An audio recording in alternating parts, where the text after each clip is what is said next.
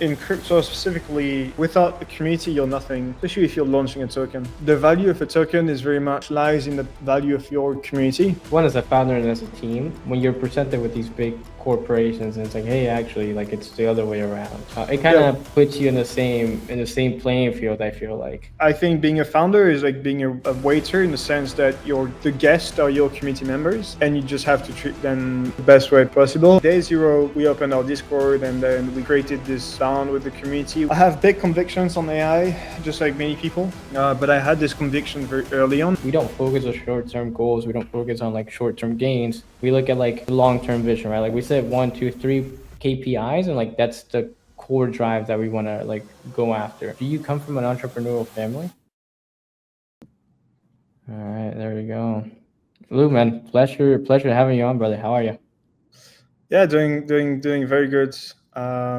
Out here in Dubai, not too hot. Heading into the summer. We've got Iran just above us, so it's not the best timing, but otherwise, just doing very, very good.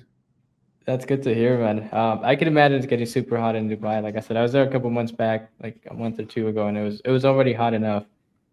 So I can just imagine. But yeah, brother, I mean, just diving straight into it, man. Maybe we can start off with what's the journey been like before crypto. I just want to get an understanding of what that process been like over the past couple of years, and what's your experience as as far as the journey goes. Yeah, so a ton to unpack here on what I did before crypto and what led me to crypto. But yeah, it was essentially a journey of trying to understand more about what I deeply wanted to do, and that led me to understand that I wanted to pursue entrepreneurship and like do my own thing. It was really looking at the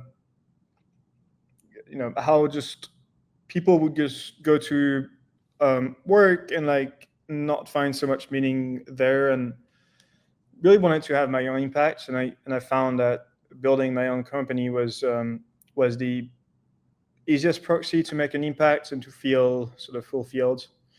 And I got this at a very early age, so that led me to create a lot of companies super early in different sectors. Actually, I think most successful was AI based, but that was in 2016. Did a bunch of consulting. Was very early into what's called today drop shipping, but that was like in 2016, 2017, really super early into this. And then went to university and wanted to understand a bit more about money, and that's also about the time I learned about crypto and bought like my first. At the time, it was Hbar, it's a hash graph, and understood more about speculation and wanted to really understand money and what because money is like the thing that a lot of people chase, and so I view life as sort of a game, and then we all chase that one thing, and so really wanted to get a good understanding of it. So crypto, I think, was the trigger to get me to understand money, on like why I I had a strong desire for money, and then so other people, and then went into banking to understand a bit more about this, but also to test my conviction that corporate life was not for me. So I spent about 2 years in banking at Credit Suisse and Rothschilds. So there learned a lot about just corporate life and money. And corporate was definitely not for me, but it was very interesting. I've met a lot of interesting people, and then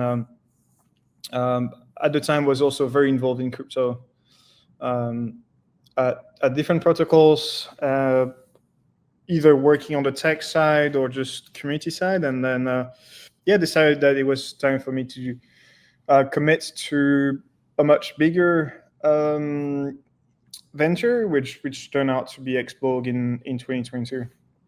That's sick, man. I love that background, man. I think a lot of the founders that I know now, they've gone into the entrepreneurial journey. I want to dive. I'll dive a little bit more into it later, but I want to quickly ask you: do you come from an entrepreneurial family? No, my two parents are dentists, and but I do feel like my father was somehow like wanted to do that career and like build companies. It's always been, I think, a topic of him. But back in the, I guess, 1960s, 70s, 80s, it was harder for them to justify going on a unconventional path, and so got very. I, I don't think anyone in my family is an entrepreneur, um, but so yeah, I don't know where I have that drive or where I got it from, but I mean, I do know because I was looking at YouTube a lot back then, and then it really shaped who I was. So sort of, got raised with at the time it was like Eric Thomas, and I think you also had a bit of David Goggins very early on, and that I think, yeah, shaped a lot of who I am today. I love it, man. I think for me, I would say it's a very similar path where, like, my family was never entrepreneurial, but I don't know, there was something like when you see these kids making millions of dollars online, you're like, hey, like there might be something here, right? Like for me, it was like Biahessa. I don't know if you ever know him. He was big in drop shipping and like some other guys.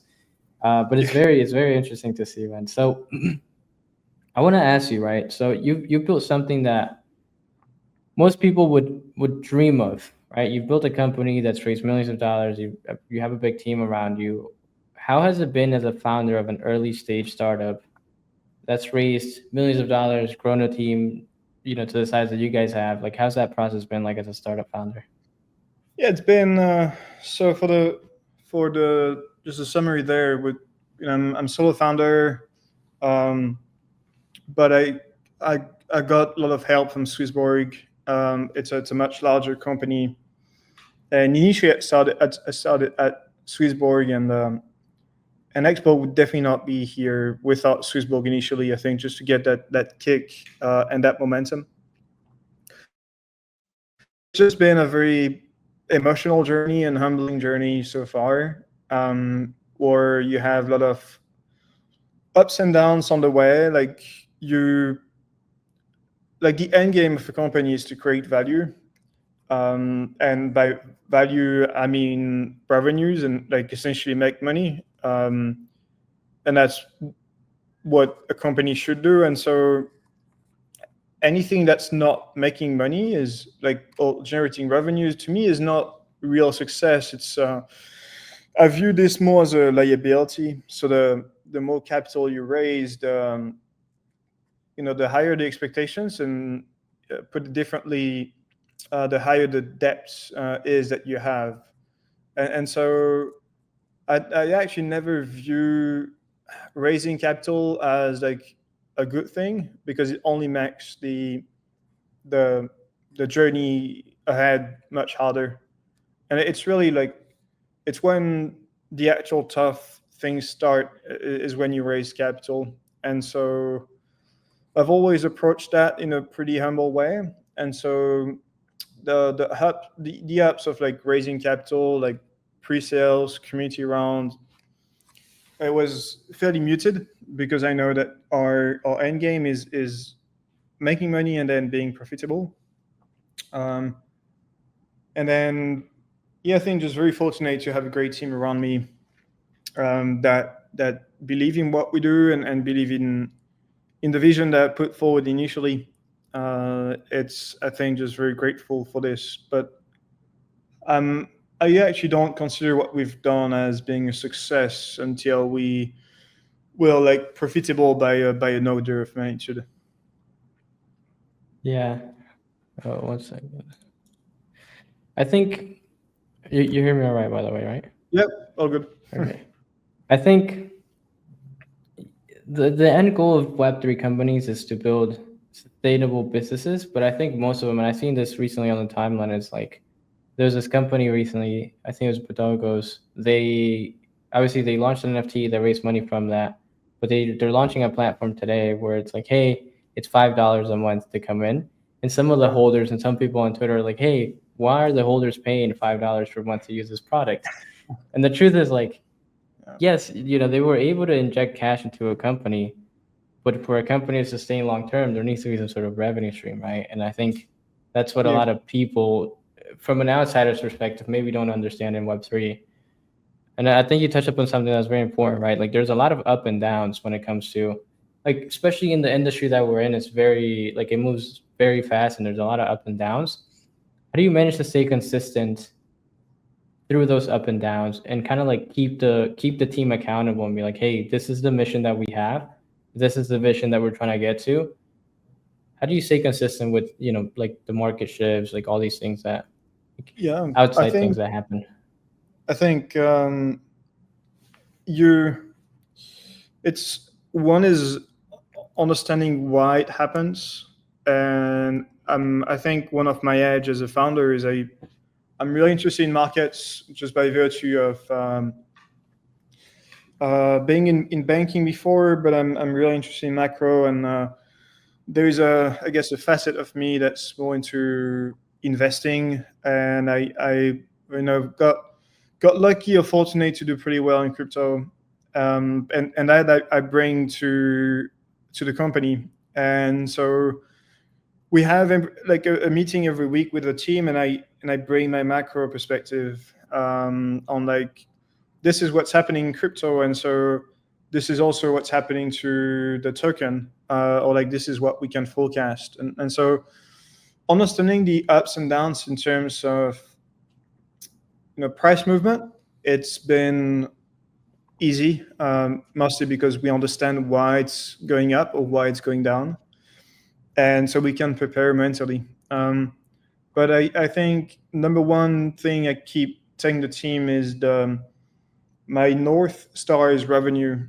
Well, actually, two metrics is revenue and a growing hold accounts for the token. And I don't look at prices. I don't look at anything else besides how much revenues we make and like how big our community is growing, and like the rate at which it's growing. That's me. And I would say you can you can ride any ups or downs if you just look at those metrics. And token can go up like 2x 3x because of an investor, well, if, let's say a push from Alex Baker, for example.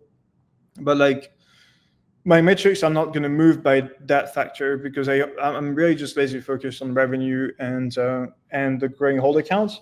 And so that allows the team as well to know where we're headed, and that we also accept that it's a it's a longer term game, and people in crypto have a very myopic view, and they think very short term in terms of days and weeks, and our team has to have a view that's much longer than this.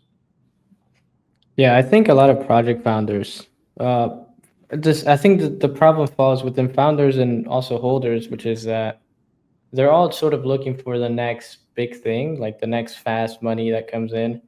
And I think when talking to founders, like, I had a conversation with G Haas, the founder of Running, recently, and it was a very similar thought process. Where it's like we don't focus on short term goals, we don't focus on like short term gains.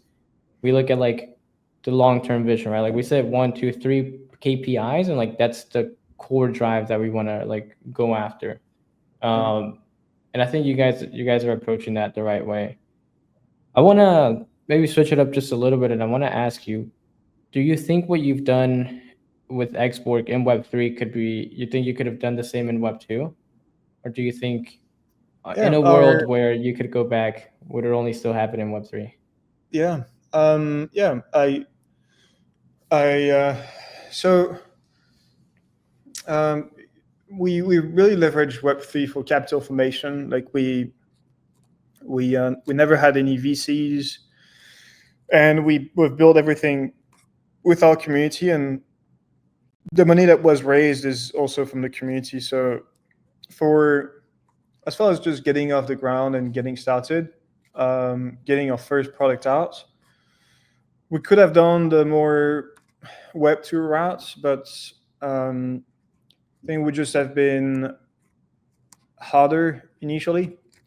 But then, as I said before, every amount that you raise is sort of full debt that you have to repay at some point. Um, and as far as our business is concerned, we actually are very Web2. So when we say making money in crypto, the major way in which people make money in crypto is derived from, well, products that touch around speculation or trading, like Photon, Bullx, Hyperliquids. Those are all, like, if you look at the top 10 products by earnings, it's just speculation things. The key difference that we have is that our revenues are 100% coming from Web2 companies.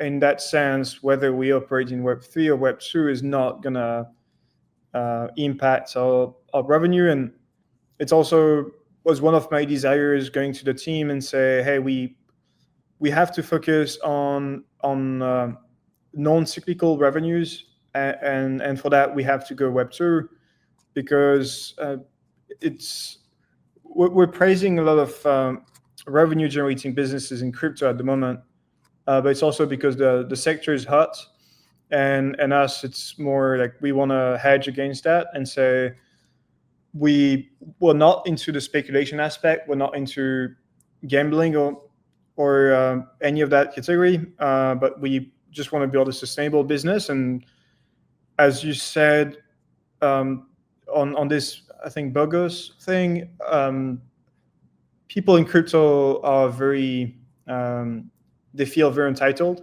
and so extracting revenue from crypto beyond speculation is really really tough.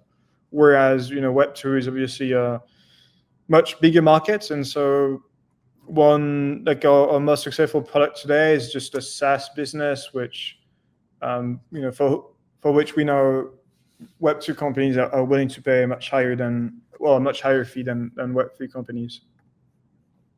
Yeah, I think at the end of the day, the way that I look at crypto and Web3 is like just exactly as you mentioned. Like it acts as a great launch pad to be able to, one, get your first couple of thousand users, and two, raise your first money so that you can continue to build out the product that take to the mass market, so that then you can go for revenue generating activities.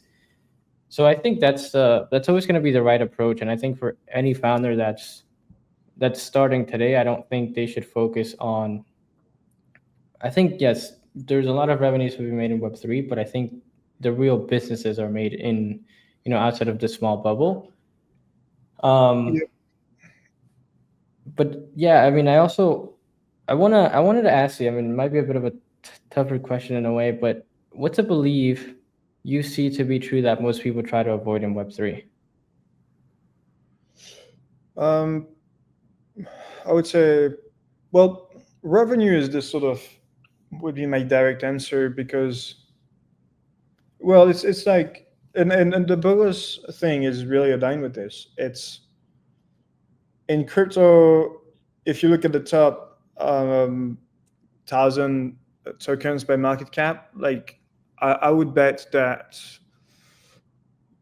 I would bet a lot of money that less than 5% of them are profitable.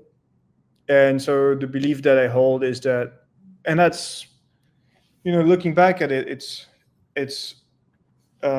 very natural to say, but it's to say that any protocol that's not profitable over a long enough time horizon is gonna die. And I think people in crypto do not understand this. A lot of people criticize, for example, pump fund, and obviously there are reasons for why you would criticize them, but then, if you want to survive, you somehow have to extract value. And people don't understand this. People just want to take money out of airdrops and everything, but when it comes to just paying for products, they are very adamant to paying for such products. And the misconception that people have, or that founders have, is that the model of 2021, which is essentially dumping your token as the only way in which you make money, is not sustainable. And even projects like, well, the Ethereum Foundation if they're not profitable in the next 5 to 10 years, they'll have to dissolve because it's, you have to make money at some point. Yeah, I think I fully agree, man. I think when you look at the when you look at the biggest company, right, and I think Pump Fund is a great example of that. The reason why they are so successful and they're so big is because whether you like them or hate them, they were able to build probably, like, if we're talking business wise, one of the most successful businesses, right? Like they probably made the most money as a business model in Web3 Yep. than 99% of projects. So as a company building, there's a lot to learn from them. Obviously, there's a lot to not take from them, but I think there's a lot of good that they've done in terms of from a business perspective. And I think it Yeah. always, yeah, I think it will always fall back on revenue. Yeah, it's we touched on that in the earlier question, but I think crypto is really good for capital formation. Like there is this trend of ICM, Internet Capital Markets, or yeah, I think that's the right term, with like the Believe app. And I think my view is that you'll have on-chain equities that will go live really soon. Bybit is now they're offering TradeFi products on their app. You also have Kraken that partnered with forgot the name of the project, but to have on-chain equities. And I think people will go to crypto instead of raising capital through the conventional route and like raise that way. But then they, I think the tokens will be treated like equities in some ways. And it's one way in which you sort of go liquid and go public much earlier. Um, and I expect much of that trend um, to to continue moving forward. Yeah, I think that's gonna be the right way to continue to approach it. I fully agree there. I want to also ask you, as a founder, as an entrepreneur, right? When I've talked with a lot of founders, there's always like a previous generation, right? You can think of like the Russell Brunsons. Now it would be like Alex Ramosi, maybe even like Steve Jobs. Where would you say you've learned most of what you know today from an entrepreneurial and business perspective? Yeah. Well, before I was 18, uh, my English level was really, really bad, and so most of the people I looked up to are not really well known in I guess um, from English speakers. But it's I can just name drop them, but it's like David Laroche is one example. At the time, Usama Amar. But those are really the people that, well, the entrepreneurs that used to do a lot of YouTube content, and it's, I would say, to some degree, it's like the equivalent of Peter Thiel. Um, that it's, you also had the same as the equivalent of Y Combinator in France, and just looking at a lot of the content, and to me it was it's a whole new world. It's like, a lot of people tell you that you have to be set on a given path, and then once you learn about entrepreneurship, you learn that you can create your own path. Um, and so it was really the I think, even, I mean, then I used to look at motivational speeches quite a bit, like Eric Thomas, for example. I think the video on "I'm a Champion" really, I've listened to that in well, thousands of times.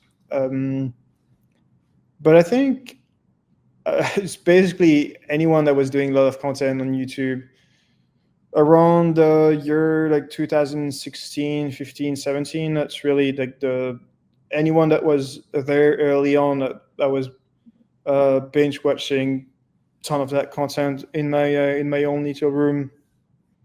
Yeah, that's what it kicked it all. That's awesome, man. Would you, so obviously like a lot of the learnings has come from sort of like watching from an outsider's perspective, right? When you're watching on YouTube, when you're maybe reading a book, would you say you ever had a coach or not a coach, but a mentor to help guide through some of these learnings? Yeah, yeah. Actually, I had only one.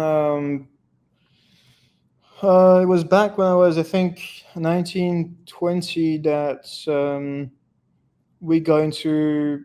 It was a social media platform, and we got into our first incubator, and the idea was very dumb. Well, dumb as in we really believed in it, but if you want to go against the giants in the social media space, it was before TikTok and all of that. But it's super crowded space, but it was hard to get to know people that were believing in us. Obviously, you're faced with a lot of rejection, and it was this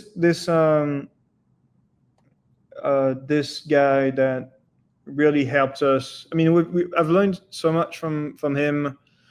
He was basically the head of the incubator, and he's taught us how to pitch. Yeah, just many of the 0 to 1 stuff in startups. And I would say he's had, and he actually doesn't know what I'm doing at the moment or any of that, because it just concluded with this journey ending at some point. But um, yeah, it's really shaped who I was.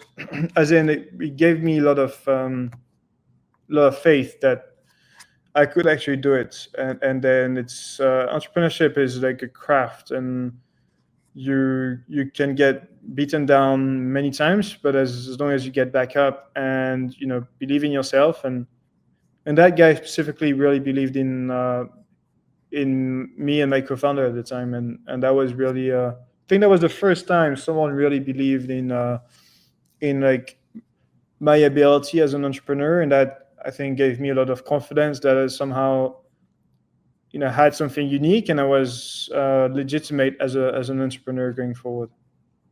I think we all need like sort of like that role model that, Yeah. whether we like to admit it or not, I think we all need some sort of approval from an outsider's perspective. And I think if it comes from somebody that you look forward to, or it's somebody that's sort of like where you would want to be, I think it just kind of shapes the way you look at business from that moment going forward. I think you mentioned something which is really important that, kind of helped really shape you from the 0 to 1 journey. What would you say is the biggest difference from going to 0 to 1 and 1 to 100? Like, what's been the biggest difference there? Well, initially it's really about just yourself, and then it's a lot more about your team. And so then you come to understand that early on Xborg, I used to be the only guy that would code the different apps, like the launchpad, etc. And then you come to understand that your ability as an entrepreneur is more around how good you are at putting the right people together and build a venture.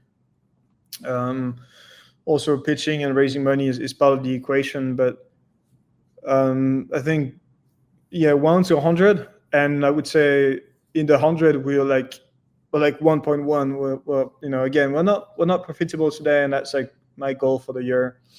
But that's a different story. Is Yes, surround you, like, be good at recruiting and be good at managing people, because at the level of the operations we are at, like, there is no way I'm gonna have as much impact as it used to originally. And so if I want things to go fast, I just have to empower the people around me, and uh, because they are the ones that do the work. I take a lot of credits for what we do, and like the esports teams that we sign, or the brands that we work with. But the truth is, I just set the direction, and I'm the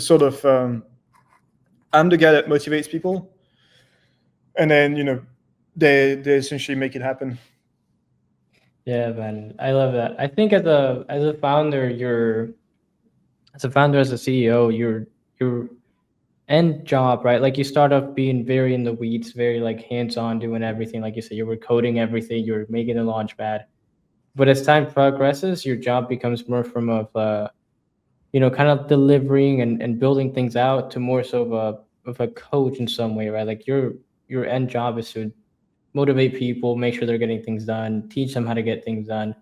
And I think that's the natural progression as a founder and entrepreneur. I wanna I wanna also ask you, if you were to boil it down, right? You told me you had the mentor. You told me you obviously you talk with a lot of people.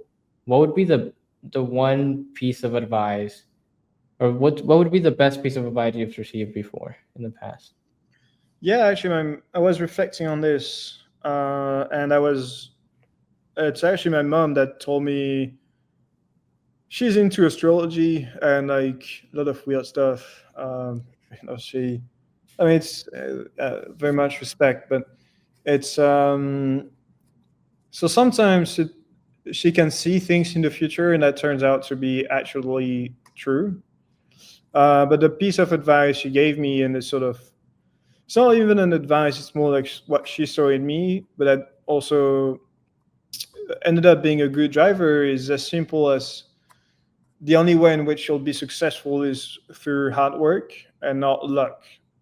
So I really try and live by this, where especially in Web3, you can be tempted to take shortcuts, and to think that it's because you're raising money or that your token is worth hundreds of millions that you're successful. But the actual truth is being like good at what you are. It just comes down to hard work. And then I think any of the other things like luck or network, something you can rely on 100%. And so I think my journey has just been a lot of work and sacrifices, and I just continue to operate that way. It's just it takes a lot of work to actually, well, being in Web3, having the grits to wake up every day and just, yeah, every day just push forward.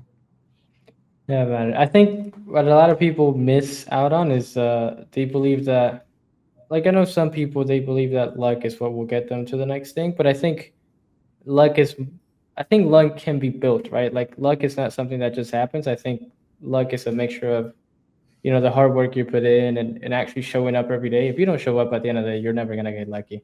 Like Yeah, that's the truth of it. yeah, So luck can sort of be created in a way. That would be my take there. yeah, yeah, big time. I think like if you want to get lucky, you have to try. And I think you just, yeah, again, like you just show up, and then I got really lucky on certain things, but it's because, as you said, you just showed up, and that just increases the odds of getting lucky. And I think it can be wishful thinking, but I think if you are very genuine in what you do and you really think you're providing value and you do your best, like at some point things will align, and and and yeah, just things will turn out to be good if you have a bit of common sense, you have the right people, and yeah, I think if you're also very humble on the way there. Yeah, I think that's really what it boils down to, man. Um, and just kind of from the conversation we've had today, I think you're doing everything the right way. I want to bring it back a little bit, and you've touched upon exporting and what the long term vision is a little bit. But I want to dive into that a little bit more. Like, what's the end goal with Xborg? I know you mentioned the new sort of AI venture you guys are building out. you know, What well, does all that look like? as a company, and I keep repeating this internally, and that's why I also bring this up here. It's like end goal for us is to make money and then be profitable, and that's like obviously it's as a company, well, as the goal of every company out there, but that's like a goal of ours is to actually, well, provide value, but like money is as a proxy for value anyway. But more so from a product viewpoint is to empower brands and companies around the world to deliver unique experiences through our products and tech.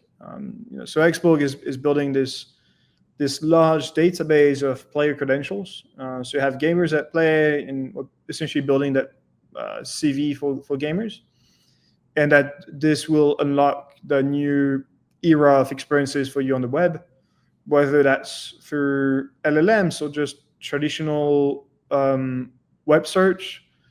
And our goal in that sense is to elevate the online experiences such that it's rewarding for user, and customize it, and we overall just make for better online experiences for users.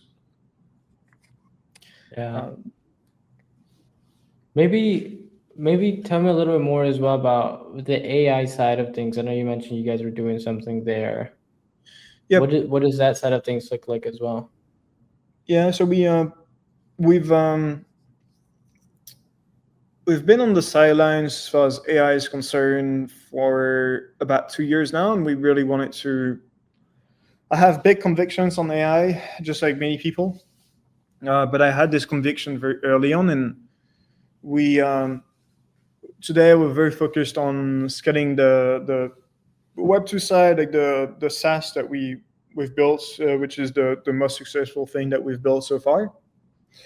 But we were not innovating enough on the AI side, and I really believe that AI is going to shape the way we live in the next like 3 5 years, and also from a product me, it's in different ways, but the main one is to ensure that we stay relevant by building a team that knows their craft around AI. So to me, it was important to build a team that's focused on building AI products that are tied to our stack and are tied to the vision that we have at Xborg, and that's why we've built Xborg AI. You can think of it as like more of a research and development lab that's building products at a much faster pace. Where, for example, our first product will go from an idea to a V1 in like a bit more than just a quarter.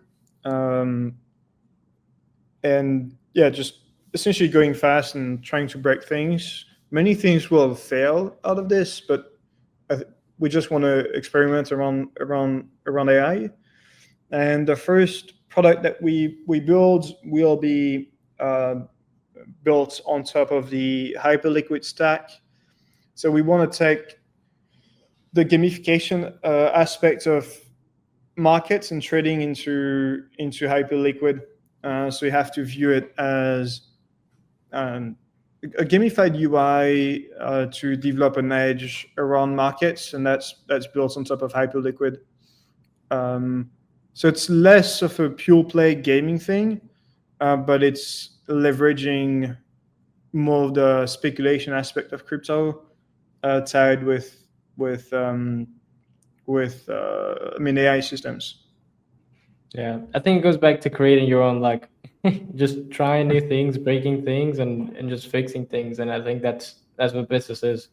Um, so I Yeah, love it that you guys are sort of taking the initiative to implement some sort of AI into it because, like as you said, as many people, I believe that it is going to affect the way we live in the next 3 to 5 years. And it just really makes things a lot faster, man. It's insane. yeah, Um, I want to also ask you, you guys have partnered up with probably some of the biggest esports teams out there. What first of all, like what's that experience been like as a founder? But also like what's the process been like for that? yeah. So I remain very humble there to know how we got started initially. As I said at the very beginning of this chat, is we have strong ties to Swissborg, and Swissborg is a much larger company than we are. Um, Not for long though, but it's they've really helped us in our early days, and so we like as a Web3 team, usually you lack legitimacy and credibility on the eyes of a Web2 company, and I think it all started with how credible we were because we were backed by Swissborg, and we got Team BDS. That was our first team. It's the number one team in Switzerland. That's also where Swissborg is based. So we had great credibility there, and that's how we got started. And that's how the ball got rolling, because then esports is a very niche industry, which means that everyone knows Team EDS. So when you're approaching a new team, they know that you've worked with that company in the past, and so that increases legitimacy and credibility, which is, I think, the number one thing that Web3 companies lack and suffer from.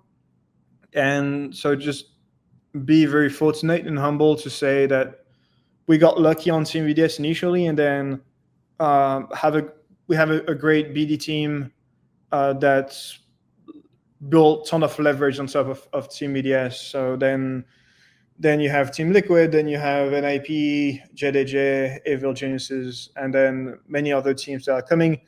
Now it's much faster, but I would say sometimes it brings me back to my corporate life, where we're working really with large organizations where on some calls it's they're 20 against you, and like,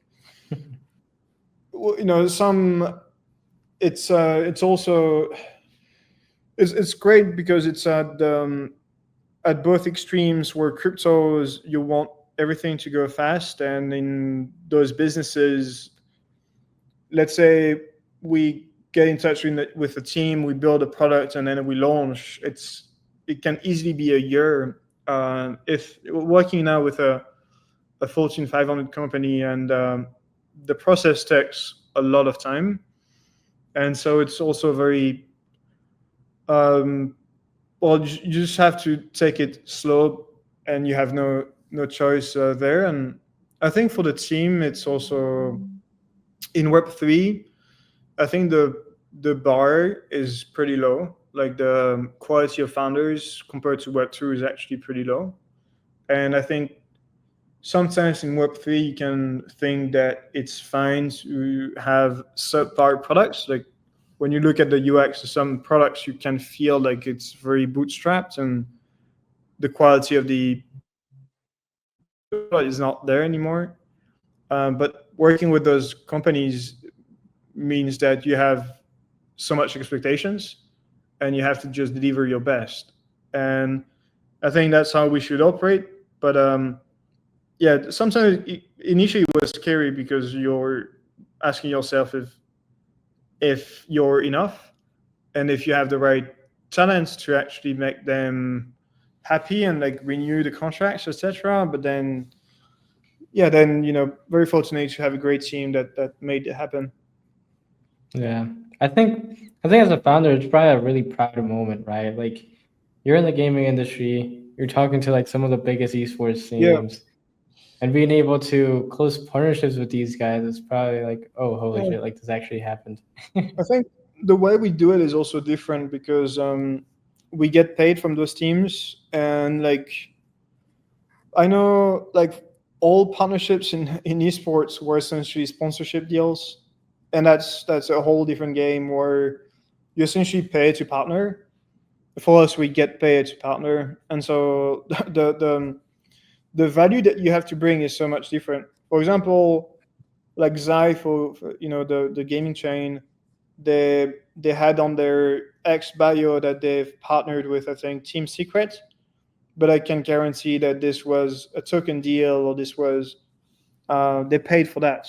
And anyone can go to an esports teams and say, okay, I pay you 100K, 200K a year, and I have the rights to use your name, etc. In our case, the conversations are much deeper, because you have to pitch a product and say, this is what we've done with Team Liquid and the other teams, and that it was successful for them, and that's how much you have to pay for our services. And that, I can say, if we had gone the sponsorship route, well, one, we probably wouldn't be here today, because we would have gone bankrupt. But we would have signed, just like Chili's, for example, Socios, when you announce football clubs and like the biggest teams in the world, it's all sponsorship deals, just like Polygon and Starbucks and like all of the Web2 deals. It's also part of the industry that is unsustainable. Like a lot of times when we approach esports teams, they assume that it's going to be free or that they will even have to pay them to use our service. And when you come to a table and say, hey, it's the opposite now, and you just, if you don't pay us, we don't build the product, Yeah. it makes the thing slightly, well, actually much harder. Yeah, it's a different ballgame. And I think you guys like that's the right approach at the end of the day, right? Like you said, the likelihood of you going bankrupt is a lot higher if you're paying hundreds of thousands to each team that you're you're partnering up with.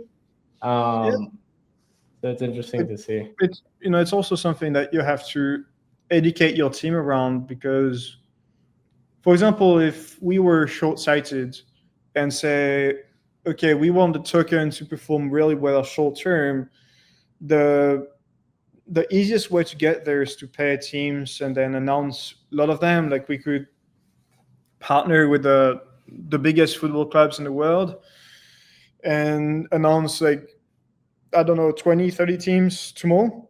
If we just paid for them, it would come really, really fast. But you have to know what's good for the protocol medium term and short term. And there are definitely times where we feel like, hey, why don't we do this product for free, or why don't we give them a small grant so we make it happen? And we had to turn down many different deals with some of the largest companies in the world or largest brands in the world because we were not willing to compromise on this ethos of building. And I think that speaks to the values that you have, one as a founder and as a team. When you're presented with these big corporations and it's like, hey, actually, like it's the other way around.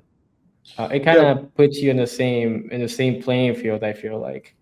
Um, yeah, yeah. It's it's I can tell from internally, like it is sometimes very frustrating because from someone that just scrolls on X, which is where the attention is, people make no difference between like Zai partnering with Team Secret at the time and us partnering with Team Liquid, where you know that the like it is fundamentally very different, and we make things much more compelling. But like from a next viewer point of view, it's exactly the same thing. And I think switching that mindset around is really, well, it's much harder. It's I think people also don't understand sometimes how businesses work, and that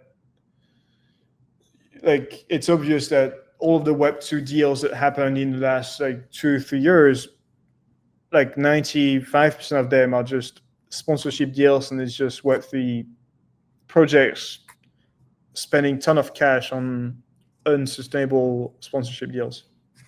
yeah. No, I fully agree with you, man. Lou, I think you have a lot of insights. Um, and I think the conversation we've had today has been very, like for me personally, it's been very insightful. Before we wrap it up, I wanna ask you one last question, which would be for founders building today, what would be your biggest advice for them? Um, so I think building a community is the number one thing that I would do, and very early on, um, because one is going to help you. It's going to help you get off the ground, get feedback, and then in crypto specifically, without a community, you're nothing. Especially if you're launching a token, because it's the value of a token is very much very much lies in the value of your community, um, and it's going to remain the same until we sort of break the chasm of actual fundamentals in crypto, where then it's going to be more valued around your revenues and EBITDA and other profitability metrics. So I would say focus a lot on your community early on. Be very transparent with your community. The more progress you show, and the more respect you show to the community, and I would say, I was a waiter back when I was 18, actually in Abu Dhabi. It was for an internship. It's a different story, um, but I think being a founder is like being a waiter in the sense that the guests are your community members, and you just have to treat them the best way possible, and that means you have to be, yeah, from like day zero. We opened our Discord, and then we created this bond with the community where every day on Discord I would show up and then answer questions with the community. I'm still doing it today, and I continue to do it. And then that to me is the number one, because gonna give you a lot of strength, um, especially in the early days. And then two is just focus on making money and revenues. Um, and for that, I would say you have to go think beyond Web3, because Web3 is such a small niche. If we were to look at who is active on X, for example, or like the active traders today, I would say it's less than probably, like, actually active on chain, etc. I think it's less than a million, and that is way too small market for any app that's not operating in speculation trading. And so, if Yeah. you have anything that's tied to gaming, any other sector really, you have to go beyond Web3 and go Web2. And I'd say those are my biggest tips or advices for new founders. Yeah, I appreciate it, man. I think that's a lot. That's very insightful, and I think yeah, like the most successful founders I know, they're the ones that are willing to show up every day. So I appreciate you, one, coming on to do the interview, and two, like what you've been doing over the space, man. You've been absolutely killing it. Lou, once again, thank you, man. I think you had a lot of insights. I appreciate you coming on, man. Any final thoughts or words? Well, really, I think we impact a lot of stuff. And if you have any founder that's looking at it, and like looking for advices or anything, you can just hit me up on DMs, or like join the Xborg Discord, and we'll be there and answer. And yeah, no, it was great chatting to you today.